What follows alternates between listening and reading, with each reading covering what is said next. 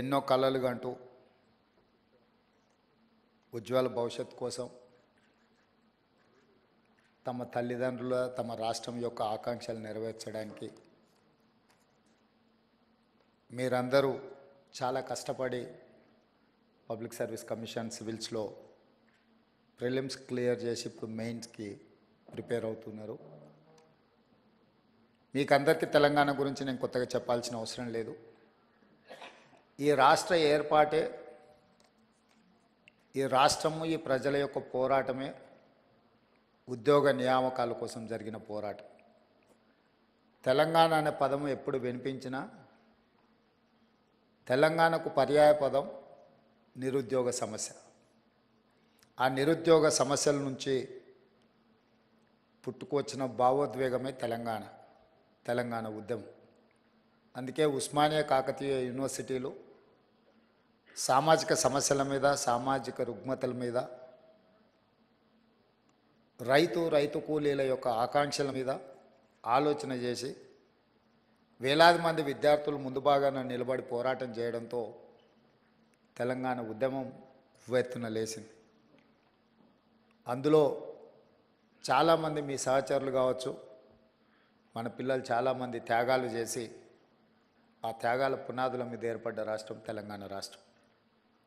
అందుకే ఈ ప్రభుత్వానికి నిరుద్యోగ యువకుల సమస్య పరిష్కరించడం అనేది మొదటి ప్రాధాన్యత.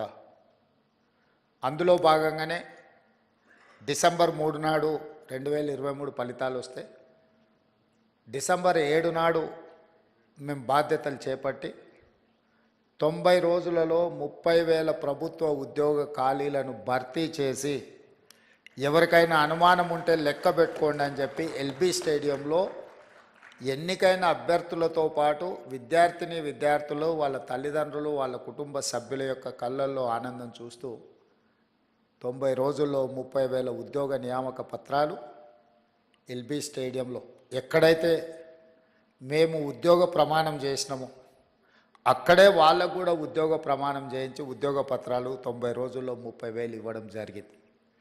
దీన్ని బట్టి తెలంగాణ నిరుద్యోగ యువత ఈ ప్రభుత్వం యొక్క ప్రాధాన్యత ఏందో అర్థం చేసుకోవాల్సిన అవసరం ఉన్నది.